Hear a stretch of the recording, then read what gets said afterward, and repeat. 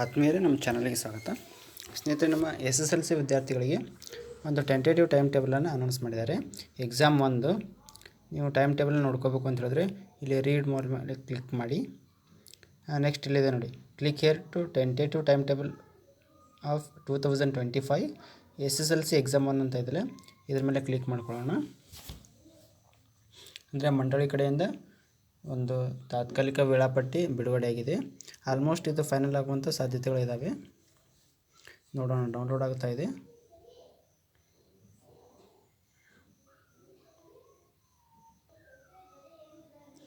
ಇಲ್ಲಿ ನೋಡ್ಬೋದು, ಕರ್ನಾಟಕ ಶಾಲಾ ಪರೀಕ್ಷೆ ಮತ್ತು ಮೌಲ್ಯ ನಿರ್ಣಯ ಮಂಡಳಿ 6ನೇ ಅಡ್ಡ ರಸ್ತೆ, ಮಲ್ಲೇಶ್ವರ, ಬೆಂಗಳೂರು ಅಂತಿದೆ.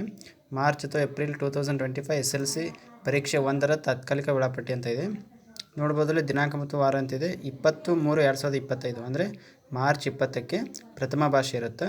ಪ್ರಥಮ ಭಾಷೆ ಕನ್ನಡ ಆಗಿರ್ಬೋದು, ತೆಲುಗು ಆಗಿರ್ಬೋದು, ಹಿಂದಿ ಆಗಿರ್ಬೋದು, ಮರಾಠಿ, ತಮಿಳು, ಉರ್ದು, ಇಂಗ್ಲೀಷ್, ಸಂಸ್ಕೃತ ಯಾವ್ದು ಬೇಕಾದರೂ ಆಗಿರ್ಬೋದು.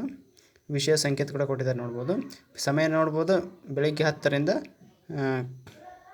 1:15 ಮಧ್ಯಾಹ್ನ 1:15 ಇದೆ. ಒಟ್ಟು ಅವಧಿ 3 ಗಂಟೆ 15 ನಿಮಿಷ ಇರುತ್ತೆ. 100 ಅಂಕಗಳಿಗೆ ಎಕ್ಸಾಮ್ ನಡೆಯುತ್ತೆ. ಮತ್ತು ಮಧ್ಯದಲ್ಲಿ ಅಂದರೆ 21-3-2025ಕ್ಕೆ ಶುಕ್ರವಾರ ಪರೀಕ್ಷೆ ಇರೋದಿಲ್ಲ, ಒಂದಿನ ಗ್ಯಾಪ್ ಇದೆ. ಮುಂದೆ ನೋಡ್ಬೋದು 22ಕ್ಕೆ ಎಕ್ಸಾಮ್ ಇದೆ. ಕೋರ್ ಸಬ್ಜೆಕ್ಟ್ ಬಂದುಬಿಟ್ಟು ಸಮಾಜ ವಿಜ್ಞಾನ ಇರುತ್ತೆ ಶನಿವಾರ. ಇಲ್ಲಿ ನೋಡ್ಬೋದು ವಿಷಯ ಸಂಕೇತ ಕೂಡ ಇದೆ ನೋಡ್ಬೋದು. ಆಮೇಲೆ ಬೆಳಗ್ಗೆ 10ರಿಂದ 1:15 ಇರುತ್ತೆ. 3 ಗಂಟೆ 15 ನಿಮಿಷ ಇರುತ್ತೆ. 80 ಮಾರ್ಕ್ಸ್ಗೆ ಇರುತ್ತೆ ಇದು. ಆಮೇಲೆ 23-3-2025 ಭಾನುವಾರ ರಜಾ ಇರುತ್ತೆ.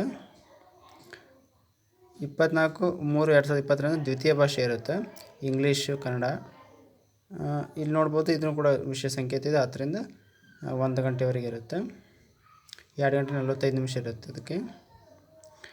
ಮತ್ತು ನೋಡ್ಬೋದು ಕೋರ್ ಸಬ್ಜೆಕ್ಟು ಗಣಿತ ಇರುತ್ತೆ, ಸಮಾಜಶಾಸ್ತ್ರ ಇರುತ್ತೆ.